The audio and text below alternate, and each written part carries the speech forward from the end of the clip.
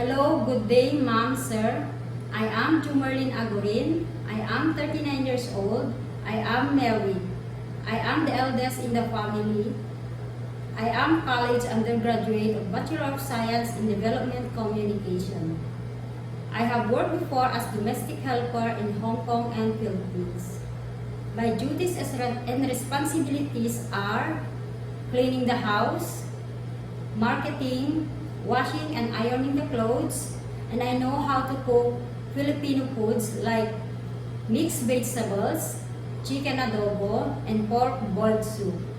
I am willing to learn more on how to cook Chinese dishes and how to speak Cantonese language.